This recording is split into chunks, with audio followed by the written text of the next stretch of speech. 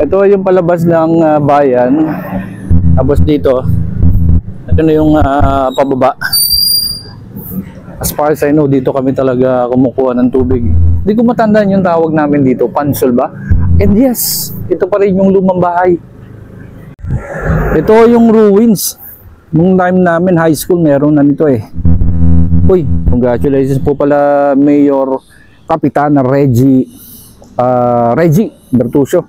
Yan po yung nanalong mayor natin dito sa San Jose. Ito pa rin yung structure niya. Talagang pumasok tayo ng gate, no? Hanggang dito na lang tayo. I really remember this one. Okay, labas na ho tayo. Baba ho tayo dun sa sinasabi natin Pansol. Medyo malalim mo itong part na ito. Tsaka nung time namin ng high school, yes, ito na rin yung kanyang karsada, or siguro nabago na rin ito. Ang dami yung puno dito. At inabot ko pa rin ito. Yung sa side po nito, meron pa rin Station of the Cross pababa.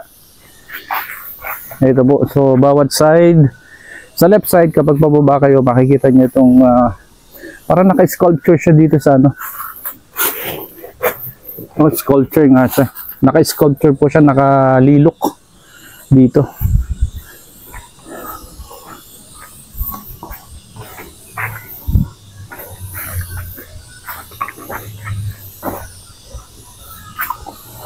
Parang may naririnig akong nagsa-sound system or music.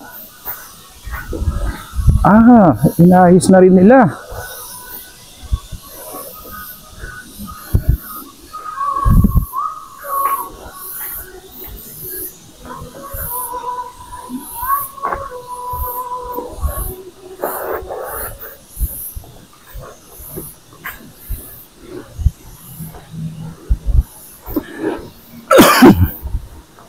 Meron silang canopy na nilagay dito. Okay. So, free flowing na siya. Kasi dati ay hindi pala bukal siya. Ilog din pala talaga siya. Bukal ako ng bukal kanina. So, dito kami kumukuha ng pandigo, panlabanon.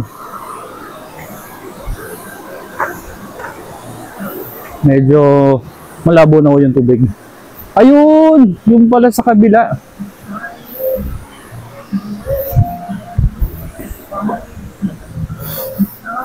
So, kung titignan nyo yan, no, meron siyang bukal dyan. Ayan. Yes.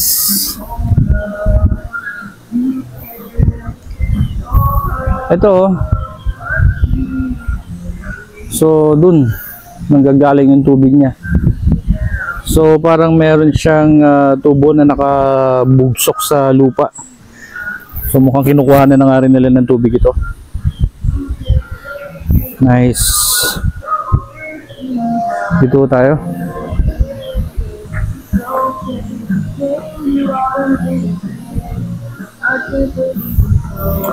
Tama, dito.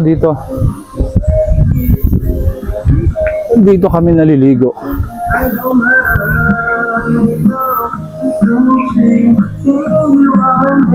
Ganda.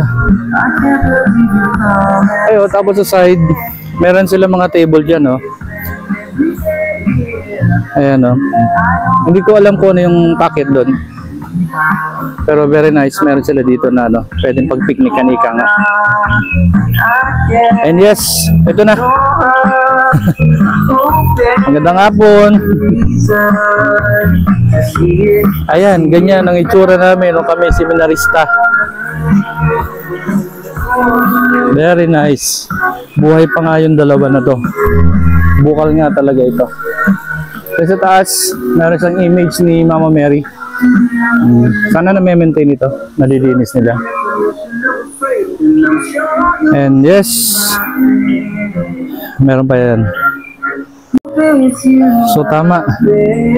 Bukal nga ho pala talaga ito. Dito kami naliligo. Naku, can you imagine nung panahon na yun? Kami ay daming seminarista. Nakapila ng pagsahod din para maligo. Nice. Tinanong natin dito sa pababa dito.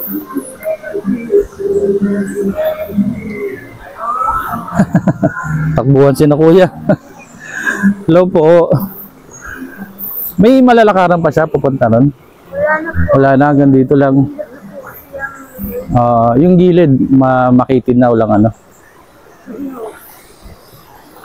Tingnan natin kung hanggang saan tayo makakarating. Anong tawag na dito sa part na to? Oo nga. Thank you, ate. So, meron nang nakatira po dito sa side na to. Ayan. Ako I would say malamig dito ang lugar na to kung dito kayo titira. Ano na pala siya? Parang hanggang dito lang yung pwede natin malakaran.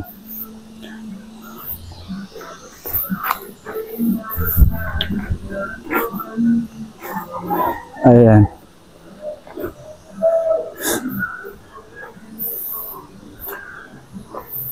Unfortunately, ito yung pinakamalayo natin mararating sa part na to, no? Very nice. Can you imagine, doon sa taas, may bahay. Nasa bangbang. Balik na po tayo. So, this is how it looks like sa other side. Kasi kanina, pupunta tayo doon, ngayon pabalik tayo. Para makita nyo rin po yung ibang anggulo ng ating pinuntahan na ito.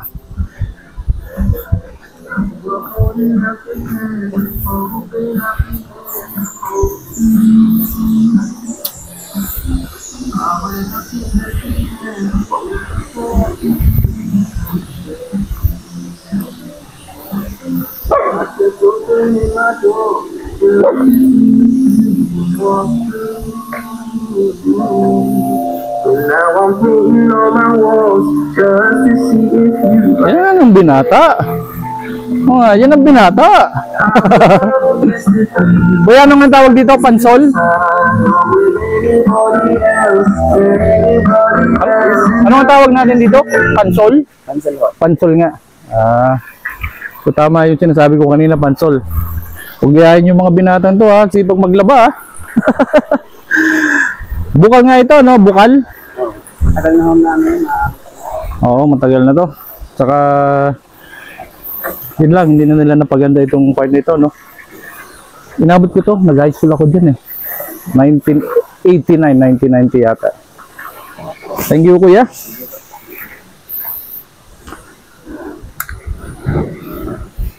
So, problema naman ngayon natin ay ang pag-ahon. Hay! Kaya lang hindi na maganda yung tubig sabihin natin hindi na siya suitable para mapandiguan. So dun talaga tayo makakapandigo dun sa bukal na yun, sa Pansol.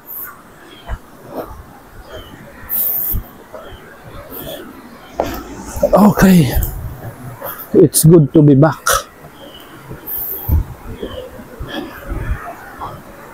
Ang problema ay ang paahon. Sus ko po. Okay. So yan po muna tayo, no? Maraming salamat po sa inyong pagsama sa akin at sa inyong panonood.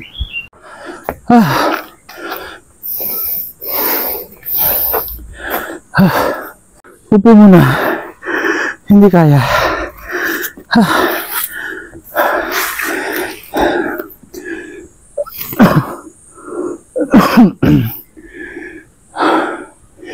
Talagang kailangan na marami ganitong adventure para lumakas ang tuhod, ang dibdib, at paglalakad.